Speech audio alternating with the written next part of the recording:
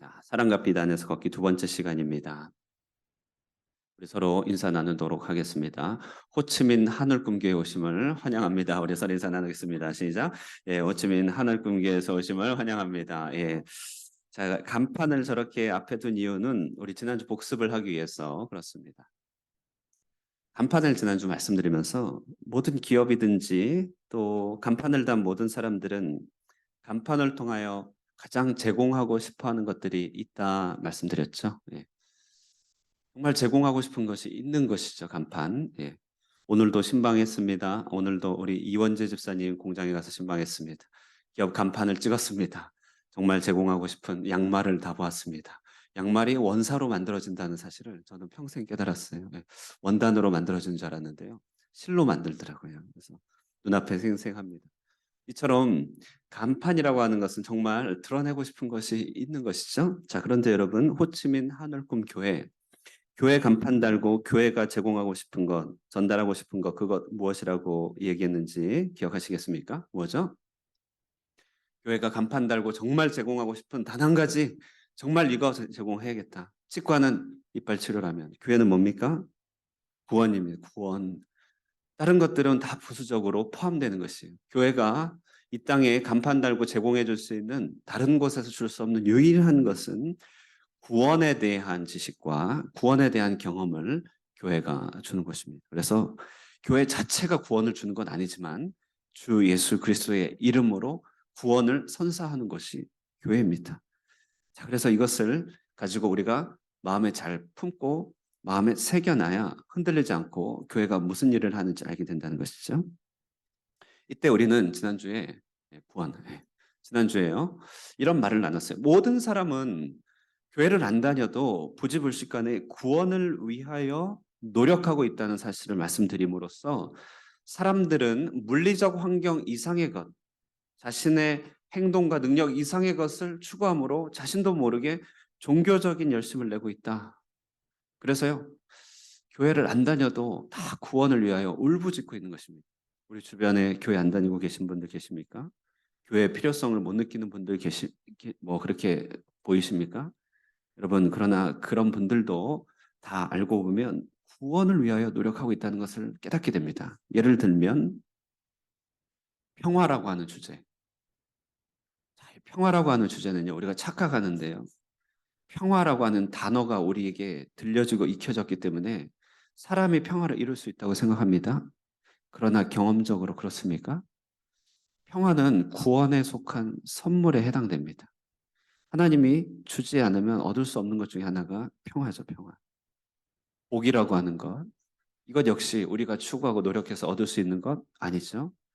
구원의 영역에 속한 것들을 받을 때 복이 임하는 것이죠. 비슷하게 마음의 평안이라고 하는 것들. 이런 모든 것들은 손에 잡히지 않는 것입니다.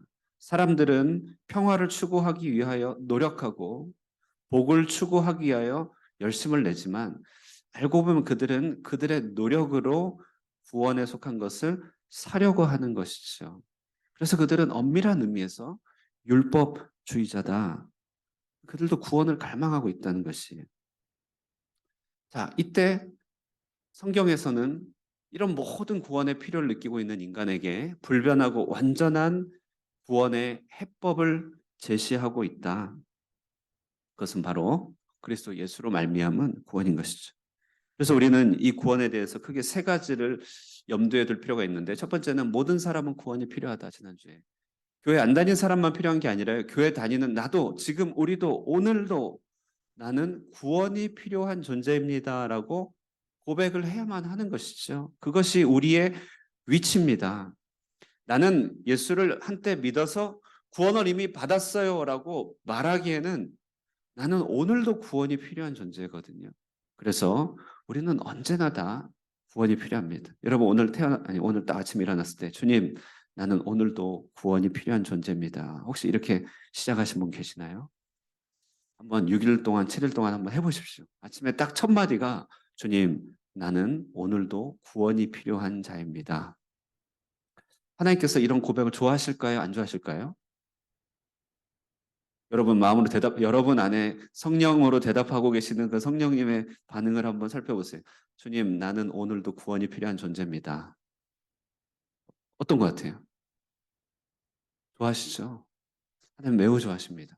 왜냐하면 그것이 우리가 처한 위치이기 때문에 그렇습니다. 우리는 늘 구원이 필요한 존재예요. 구원을 한번 받아서 구매해서 내가 구원 위에 올라탄 게 아니라 구원은 현재적으로 구원 위에 올라간 상태에서 계속 구원을 받아야 되는 것이죠. 그래서 구원의 종류가 조금 다르긴 한데요. 무엇보다도 우리가 말하는 구원은 칭의의 구원이다라고 말씀드리므로 이것은 바로 죄 용서를 말하는 것이죠. 칭의의 구원, 의롭다 하심의 구원에는 무엇보다도 죄 용서의 구원입니다. 우리가 행한 모든 죄의 결과를 도말하시는 구원. 그러므로 이 구원을 허락하시기 위해서 우리에게 주는 선물이 또 있는데 믿음이라고 하는 선물을 주십니다. 내가 믿었기 때문에 구원을 받은 게 아니라 구원 가운데 믿음의 선물이 포함되어 있는 것이죠. 여러분 혹시 믿고 계시나요? 그럼 그 믿음도 선물로 받은 것인 줄 믿습니다. 네. 그 믿음이 생겼다는 것은 우리가 거듭났다라고 하는 것을 말하고요. 거듭나게 됨으로써 우리에게 새로운 감각이 열린 것은 지나간 죄를 돌이킬 수 있는 마음, 곧 회개하는 마음이죠. 회개하는 마음 가운데 동시에 얻게 되는 것은 우리 양자됨의 축복이 있습니다. 이게 모두가 다 의롭다 하심의 구원 가운데 포함되어 있는 내용입니다. 그러므로 평화라든지 복이라든지 이런 모든 것들은 칭의에 딸려드는 그런 모든 일련의 결과들이라고 할 수 있겠죠. 칭의. 그래서 의롭다 예수로 말미암아 우리는 평화를 배웠습니다. 또한 구원은 성화다. 성화다. 믿음으로 의롭다 하심을 얻은 우리는요. 거룩을 향하여 가게 되는 정과정. 그래서 구원을 받았습니까? 라고 하는 말은 여러분 칭의의 복음을 믿으세요. 이 말이죠. 나 의롭다 하심을 얻었습니까? 그리고 거룩을 향하여 나가고 있습니까? 라고 하는 이 두 가지의 칭의와 성화가 결합됨으로써 원래 분리되는 건 아니거든요. 결합됨으로써 우리가 구원을 입었다라고 말합니다. 그런 의미에서 오늘도 우리가 구원이 필요하다는 것은 뭐냐면요. 오늘도 우리 죄를 가리워 주시는 하나님의 의롭다 하신 은혜가 필요할 뿐만 아니라 나는 죄와 싸워가는 성화의 구원이 필요합니다.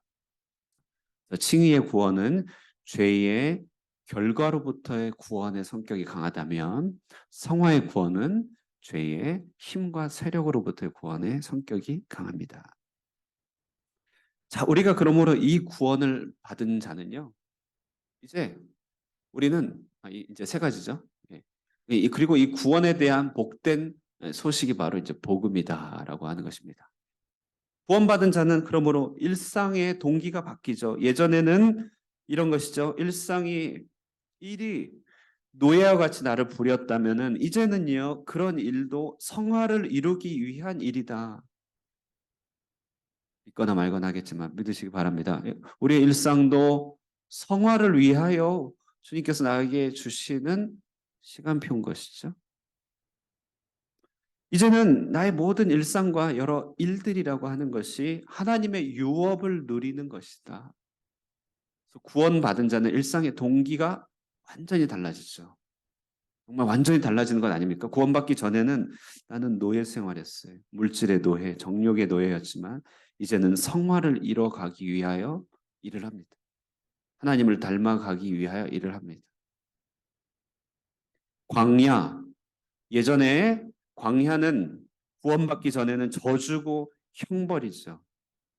그러나 이제 구원받은 이후에는 의롭다 하심과 성화의 구원을 받은 우리에게는 광야는 독수리가 자기 새끼를 훈련시키는 장소입니다. 예전에는 우리는 미래를 장담할 수도 없었는데 우리는 구원의 축복 안에서 해피엔딩이 이미 약속된 사람입니다. 우리는 영화를 향하여 부킹된 사람. 네. 그러므로 우리의 결론은 장담할 수 있는 것이죠. 골로새서 2장 6절에서 7절 바로 이것을 말합니다. 우리 한번 읽어보겠습니다. 시작. 그러므로 너희가 그리스도 예수를 주로 받았으니 그 안에서 행하되 그 안에 뿌리를 박으며 세움을 받아 교훈을 받은 대로 믿음에 굳게 서서 감사함을 넘치게 하라. 아멘. 이것이 우리가 서 있는 땅입니다. 우리가 뿌리를 박아야 될 진리입니다. 우리는 구원의 진리를 받고 있어야 돼. 구원의 뿌리를 받고 있어야 됩니다. 우리의 모든 동기가 구원의 동기 이상의 것도 이외의 것도 될 수가 없습니다. 내일을 향한 꿈, 기도 제목, 미래 이것이 다 구원을 이루고 구원을 또 하나님 안에서 누리기 위한 과정인 것이죠. 구원 바깥의 것을 구할 수도 없고 구해서도 안 된다는 것입니다. 칭의의 은혜를 누리는 기도 제목을 가지고 있든지 성화의 구원을 완성시키는 기도 제목을 가지고 있든지 이것이 궁극의 기도 제목이죠. 그래서 믿는 자는요, 기도 제목의 끝이 좀 달라지죠. 자녀를 위한 기도도 하겠고, 기업을 위한 기도도 하겠고, 모든 기도를 하겠지만 이 결과로서 결국은 우리는 구원을 주시는 하나님을 영화롭게 하고 그 구원을 즐거워하는 기도 제목으로, 하나님 중심적인 기도 제목으로 바뀌게 된다는 것입니다. 자, 이런 의미에서 칭의의 구원에 대한 기초를 확실히 세우고 성화의 구원으로 본격적으로 넘어가고 있는 그 본문이 에베소서라고 말씀드리면서 지난주에 이 본문을 얘기했는데 에베소서 4장 21절부터 24절까지는 이렇게 쫙 진리 안에서 뿌리를 받고 구원의 뿌리를 받고 어떻게 성화로 달려가야 될지를 이제 준비시켜주는 그런 본문이죠. 그래서 그에게서 듣고 또한 그 안에서 가르침을 받았을진데 무슨 말입니까? 구원의 복음을 듣고 뿌리를 박았을진데 이 말이에요. 구원에 대해서 흔들림 없는 지식을 가졌을진데 그러니까 하나님이 우리에게 주실 궁극의 선물은 구원이라는 사실을 깨달았을진데 그렇다면 이제 어떻게 해야 되느냐? 이제는 옛사람을 벗어버리고 새 사람을 입으라. 이 말이 성화의 구원을 향하여 나아가라. 이 말입니다. 자, 이제부터는 그래서 이 성화의 소극적인 차원과 적극적인 차원을 말씀드리는데 이것은 제 말이 아니라 바울이 얼마나 성화를 짜임새 있고 구조적으로 잘 설명하는지를 이 시간 드러내므로 여러분 적어도 우리 안에 마음의 지도, 성화의 지도를 오늘 갖고 가는 게 목표입니다. 내용은 다 채워지지 않아도 지도만 가지고 있어도 내비게이션만 가지고 있어도 길을 찾아갈 수 있는 거죠. 자, 성화의 소극적 차원은요. 첫 번째, 마귀에게 틈을 주지 않는 것이 성화에 있어서 굉장히 중요합니다. 자, 이것이 몇 절에 나와 있냐면요. 4장 27절입니다. 우리 한번 읽겠습니다. 4장 27절 시작. 마귀에게 틈을 주지 말라. 아멘. 자, 여러분 27절을 중심으로 25절부터 28절, 29절까지는요. 우리 인간관계와 성도 사이에 있어서 주어지는 규례거든요. 가장 중요한 것은요. 틈 주지 않기입니다. 자, 얼마나 지혜롭고 적실한 말입니까? 성화를 이루기 위해서는요. 일단 틈부터 메워라 하는 말이죠. 틈이 열려 있으면 물을 부어도 빠져나가니 틈부터 메워라. 그러면 이 마귀가 어떤 방식으로 틈을 내는가 보면요. 25절부터 딱 보시면요. 마귀가 틈을 내는 건 거짓입니다.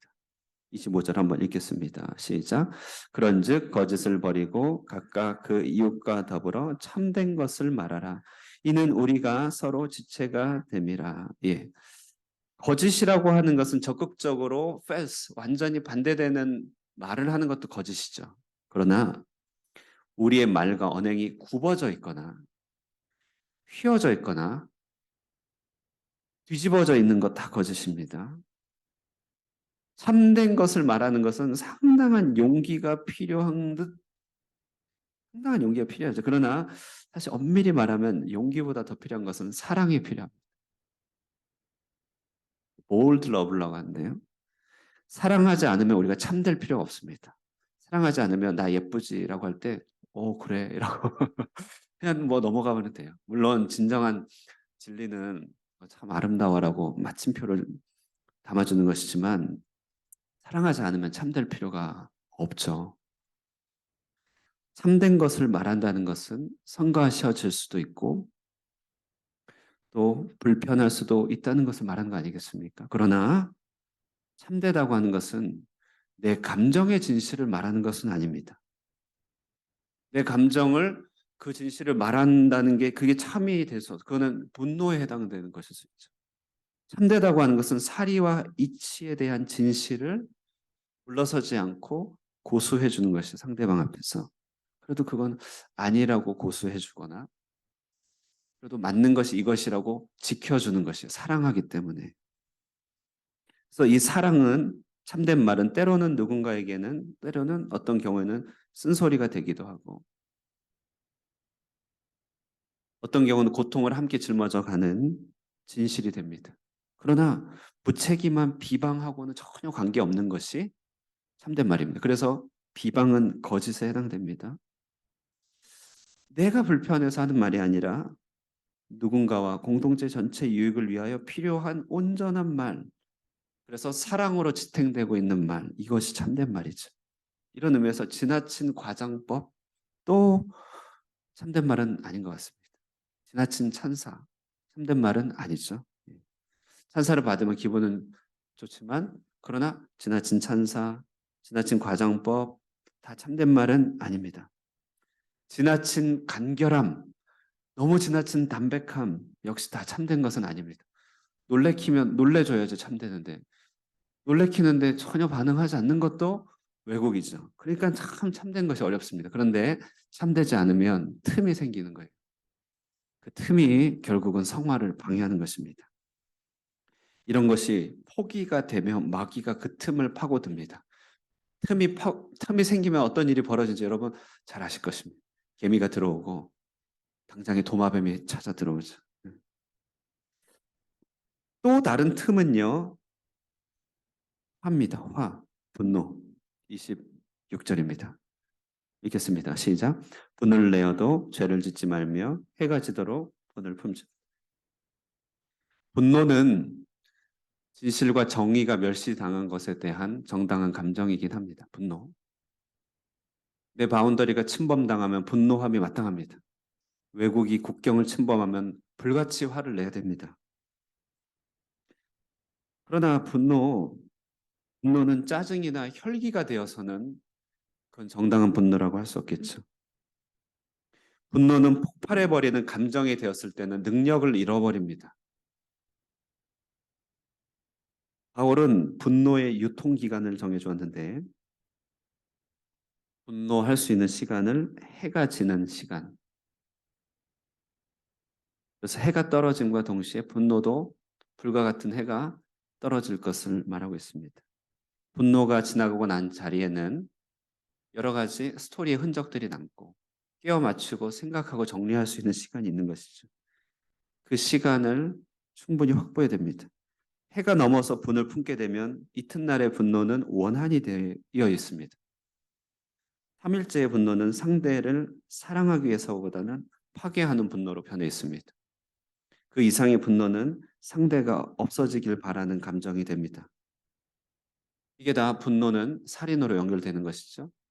그러므로 내가 누군가의 존재가 없기를 혹은 무시가 되게 된다면 나는 이미 해가 지도록 분을 품는 것인데 이게 다 틈이라고 하는 것이죠. 성화가 그 틈바구니 사이로 다 빠져나가게 됩니다. 그래서 분노는 틈이다. 우리가 분노를 다루기 어렵다는 것은 너무나 잘 압니다. 그러나 지도만이라도 가지고 있으면 포기하지 않고 반복해서 생각한다는 것이죠. 분노가 틈이다라는 것만 알아도요. 이미 마귀의 상당한 세력이 꺾이게 되어 있습니다. 분노는 틈이다. 세 번째는 게으름입니다. 나태입니다. 나태. 나태와 도둑질인데요. 27절을 중심으로 28절 가장 포인트는 27절 가운데 박아놓고 햄버거처럼요. 그죠? 28절로 이제 예, 이야기가 나옵니다. 28절 읽겠습니다. 시작. 도둑질하는 자는 다시 도둑질을 하지 말고 돌이켜 가난한 자에게 구제할 수 있도록 자기 손으로 수고하여 선한 일을 하라. 아멘. 책임을 다하지 않기 때문에 누군가 그 역할을 계속 대신하도록 하는 것이 전반부는 나태고 결과적으로 도둑질이 되는 것이죠. 합당한 수고를 게을리하게 되면 그것은 나태인데 결과적으로는 누군가의 자원과 궁극적으로 하나님의 자원을 찬탈하는 도적질이 됩니다. 강력한 마귀의 틈이 된다는 것이죠. 이 틈을 메우기 위해서 바울은 말하기를 도둑질 자체에 집중하지 말고 안 하려고 하지 말고 도리어 선한 일을 부지런히 하라고 합니다. 다른 일을 도울 수 있는 잉여의 선함의 가치가 남을 정도로 부지런히 일을 하여 자기의 곡간과 창고를 채우라고 합니다.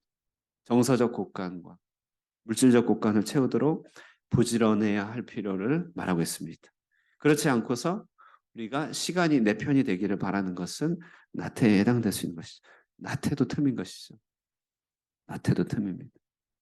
그리고 네 번째가 말인데요. 29절입니다. 29절 읽겠습니다. 시작. 무릇 더러운 말은 너희 입 밖에도 내지 말라. 오직 덕을 세우는데 소용되는 대로 선한 말을 하여 듣는 자들에게 은혜를 끼치게 하라. 자, 더러운 말과 덕을 세우는 말이 비교되면서 은혜를 끼치는 것과 더러운 것들이 튀겨지는 것을 대비하고 있습니다. 자동차가 비 오는 날 싹 지나서 물이 딱 튀기면 더러운 물이 하얀 옷을 쫙 더럽히죠. 말이 그와 같을 수 있다는 것이죠. 우리의 육중한 말들이 흙탕물을 튀겨 더럽히지 않도록 우리는 도리어 향수와 같은 말을 해야 되는다. 이게 덕을 세우는 말이죠. 건축의 말입니다. 그래서 이 더러운 말은요, 헬라어로 사프로스라고 하는 것은 썩었다, 부패했다 이런 말이거든요. 그리고 부패했다는 말이 이제 베니타스 라틴어가 되는데 헛된 이렇게 언어가 변해요. 헛된 그러니까 비어 있는 깡통과 같은 말, 다른 이에게 쓸데없는 말, 용도가 없는 말, 아무런 용처가 없는 말이 되는 거. 이게 이제 결국 더러운 말이 된다는 것이죠. 말하고 나서 아무런 알맹이가 없고 양분이 없는 말. 이게 결국은 양분이 빠져나간 다 더러운 쓰레기가 되죠. 그래서요, 이게 다 마귀의 틈이 됩니다. 도리어 이 틈을 메우기 위해서 덕을 세운다. 이 덕은 이제 오이코스라는 말에서 나온 말인데요. 건축하는 것이죠. 건설하는 것입니다. 여러 부자재와 설계를 가지고 세워가는 것. 격려와 도전의 말입니다. 자, 여기 거짓, 분노, 나태, 더러운 말. 이게 뭐죠? 거룩을 방해하는 틈이라고 하는 것이죠. 틈이 많을수록 마귀에게 농락당하는 것 아니겠습니까? 저것이 틈인 줄 모르면 늘 마귀에게 우리는 괴롭힘 당할 것입니다. 틈을 메워야 되죠. 그래서요, 소극적 차원은 틈 주지 않기, 틈을 주지 말자. 그것만 결단해도요, 우리는 마감을 잘할 수 있을 것입니다. 우리 한국인들 마감 잘하기로 유명한 사람들 아니겠습니까? 성화를 위한 마감, 틈을 주지 않기. 두 번째, 그래서 반대말은 저렇게 참되고 분을 거두어들이고 선한 열심을 갖고 덕을 써야 된다. 이렇게 할 때 성화가 촉진된다. 두 번째 소극적인 차원은요, 성령을 근심시키지 말라. 바울이 얼마나 짜임새 있게 말합니까? 일단은 마귀에 대해서 얘기하죠. 마귀가 들어올 틈을 막아라. 그리고 우리 안에 계시는 성령을 근심시키지 말아라. 영적인 차원에서 지금 말하고 있습니다. 이런 마귀와 성령의 대비는 에베소서 6장에 어떤 식으로 전개되냐면 영적 싸움. 그러므로 너희가 전신갑주를 취하여 영적인 싸움을 취하라고 하는 논의로 연결되죠.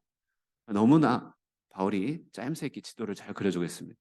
틈주지 않고 성령을 근심시키지 말아야 됩니다. 성령을 근심시키는 일은 무엇인가 봤더니요. 30절에 31절에 보겠습니다. 31절 시작. 너희는 모든 악독과 노함과 분냄과 떠드는 것과 비방하는 것을 모든 악의와 함께 버리고, 예. 악독한 것이죠. 못된 성품 이런 것들. 우리 안에 정말 못된 성품이 있을 때가 있죠. 예.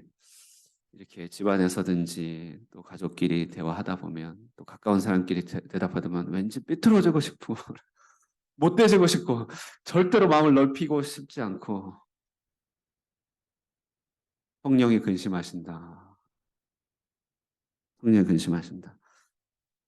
그래서 이 못된 성품에서 나오는 게 악독, 격정, 모함, 비방하는 욕설과 악의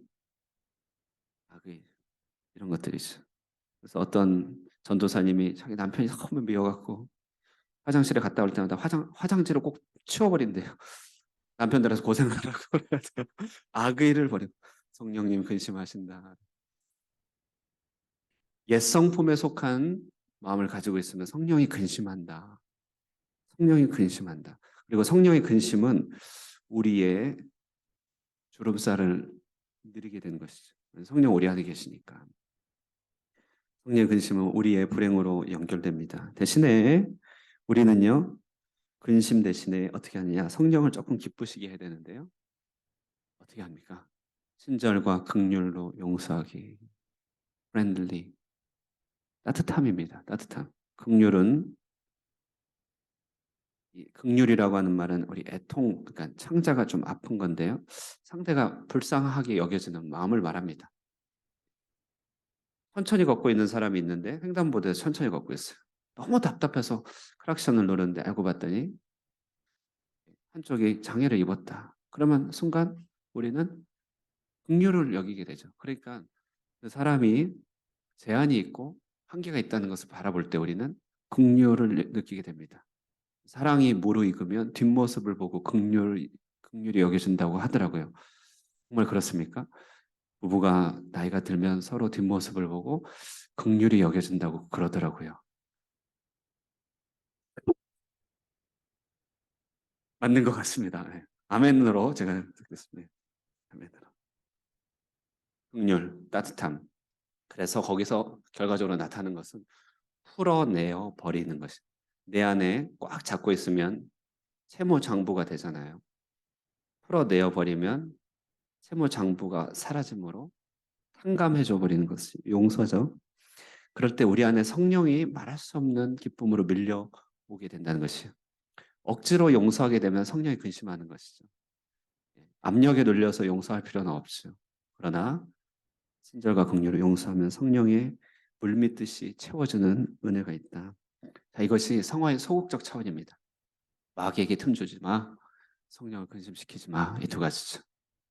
그럼 다시 보시면요. 마귀에게 틈 주지 않는 거 네 가지. 거짓, 분노, 나태, 더러운 말. 성령을 근심시키지 않기. 육의 옛 성품을 벗어버려. 이 한 가지입니다. 반대로 친절과 긍휼로 용서해라. 이제 적극적인 차원은 이제 5장으로 나옵니다. 5장 1절 말씀 한번 보겠습니다. 시작. 그러므로 사랑을 받는 함께 읽겠습니다. 시작. 그러므로 사랑을 받는 자녀같이 예, 하나님을 본받음 성화를 이루려면 이제는 적극적으로는요. 틈 메우고 성령을 기쁘시게 하면서 하나님을 본받아야 됩니다. 어떻게 하면 되는가? 첫 번째, 그리스도의 사랑을 본받으라고 말합니다. 2절입니다. 시작. 그리스도께서 너희를 사랑하신 것 같이 너희도 사랑 가운데서 행하라. 그는 우리를 위하여 자신을 버리사 향기로운 제물과 희생 제물로 하나님께 드리셨느니라. 그리스도가 사랑하시듯이 사랑하라. 그리스도가 우리를 어떻게 사랑했습니까? 가룟 유다의 발까지도 씻어줬죠. 여러분이 나중에 한번 요한복음 설교를 하겠지만 발을 씻어준다는 것은 일단 낮아진다는 의미입니다. 섬긴다는 의미긴 한데요. 발을 씻는다는 것의 의미는 이제 신체에서 가장 먼 곳, 먼지가 잘 묻고 더럽고 냄새 나는 곳이죠. 이것은 우리 전체가 칭의의 구원을 받아 하나님의 사랑을 받아도 우리에게는요 발이 다 있어요. 그래서 그 발 때문에 조금 곤란해요. 발을 잘 내놓기도 싫고 발을 감추고도 싶고 발을 씻어주라고 하는 것은 그 사람이 감추고 싶은 발을 씻어주라는 것이죠. 코 좀 막고 씻어줘야 되는 거죠. 발은요.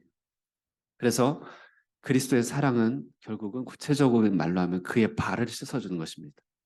그의 눈에 보이지 않는 발들이 다 있죠. 어떤 사람은 두툼한 발, 어떤 사람은 얇은 발, 어떤 사람은 좀 다한증의 발, 뭐 어떤 사람은 뭐 무좀 있는 발, 발을 씻어주는 것이죠.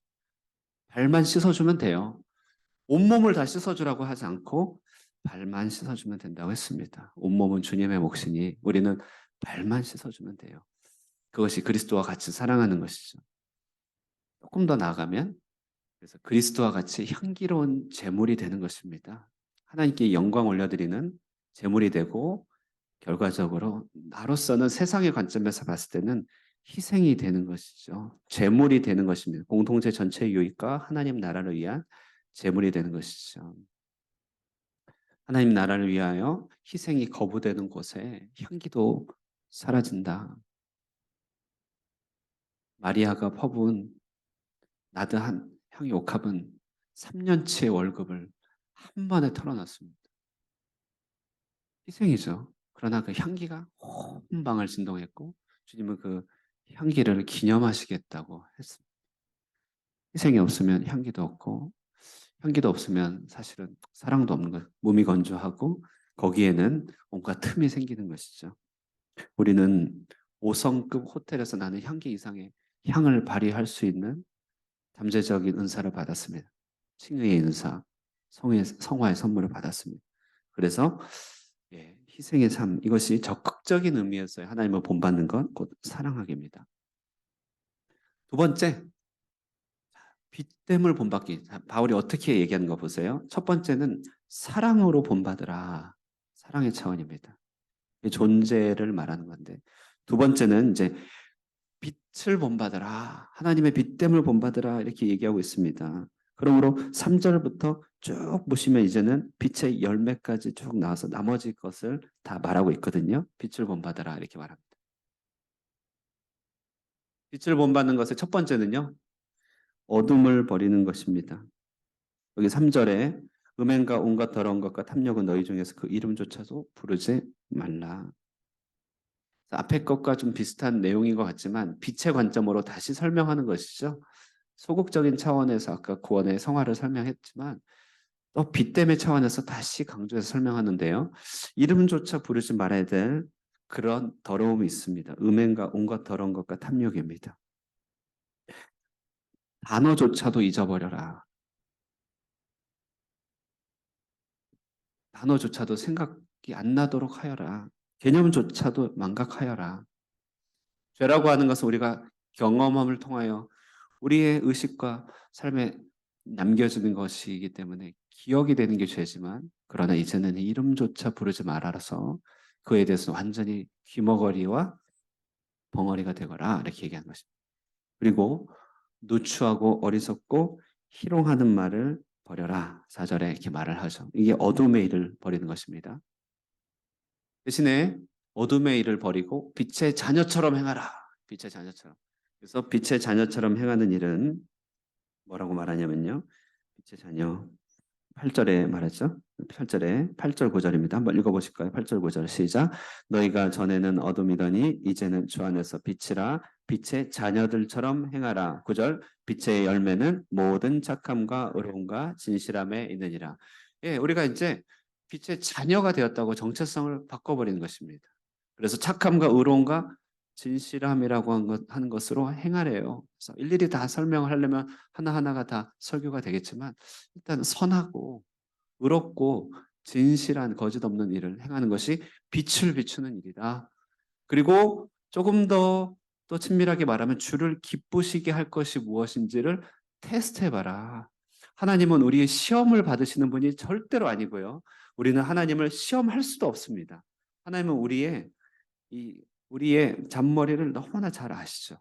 그러나 하나님을 테스트할 게 한 가지 있어요. 주님을 기쁘시게 하는 것은 테스트해도 됩니다. 마음껏 이렇게 하면 기쁘시게 할까? 테스트해보고 저렇게 하면 기쁘시게 할까? 테스트해보고 하나님이 기뻐하시는 바들을 다 연결해서 밑줄을 그으면 예수 그리스도의 형체가 나겠죠. 여러분 일기를 쓸 때 오늘 하루 하나님을 기쁘시게 한 것 적어도 한 개 이상씩을 실천함으로 하루를 마무리할 수 있었으면 좋겠어요. 주를 오늘 기쁘시게 한 게 뭘까? 오늘 싫지만 오늘 한계가 있었지만 하나님을 기쁘시게 하기 위하여 한계를 뚫고 내가 나아갔던 길은 무엇인가? 순종했던 길은 무엇인가? 정말 하나님이 기뻐하셨던가? 아니면 내 의였던가?